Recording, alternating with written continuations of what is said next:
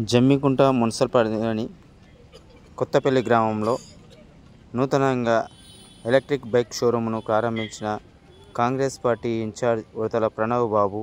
అనంతరం ఆయన మాట్లాడుతూ ఎలక్ట్రిక్ బైక్ వాడడం వల్ల ప్రజలకు ఎంతో మేలు జరుగుతుందని, ఆదా అవుతుందని, ఎలక్ట్రిక్ బైక్ వాడడం వల్ల ఖర్చుతో పాటు వాయు కాలుష్యాన్ని నివారించవచ్చని ఆయన ప్రజలకు సూచించారు. ప్రతి ఒక్కరూ ఎలక్ట్రిక్ బైక్ వాడి వాయు కాలుష్యాన్ని నివారించాలని ఆయన కోరారు.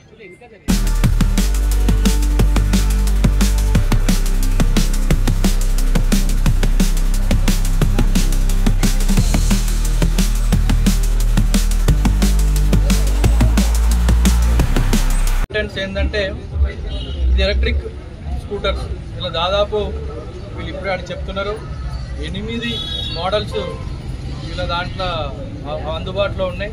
ముఖ్యంగా ఈవీ అంటే ఈ కాలంలో మనం చూస్తున్న కార్స్ ప్రతి కంపెనీ ఎలక్ట్రిక్ దిక్కు చూస్తుంది.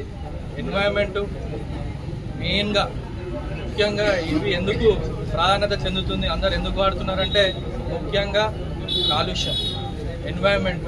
మన ఫాసిల్ ఫ్యూయల్స్ అని ఉంటాయి, పెట్రోల్, డీజిల్, ఏదైతే క్రూడ్ ఆయిల్ దాని వస్తుందో దాని నుంచి చేయబడుతో పెట్రోల్, డీజిల్, దాన్ని ఒకటి ప్రభుత్వానికి భారం కూడా తగ్గుతుంది. 2 కాలుష్యం.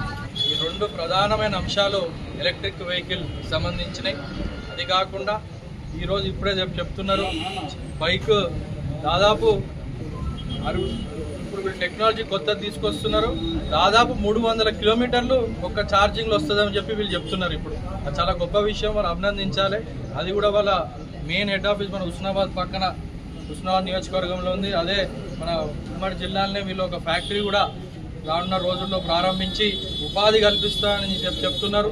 అదేవిధంగా కాలుష్యం, పొల్యూషన్ని దృష్టిలో పెట్టుకొని బండ్లు కూడా చేసుకొచ్చి ఇక్కడ దాదాపు 8 డీలర్షిప్లు మన ప్రాంతం లోపలికి ఇవ్వబోతుందని చెప్తున్నారు.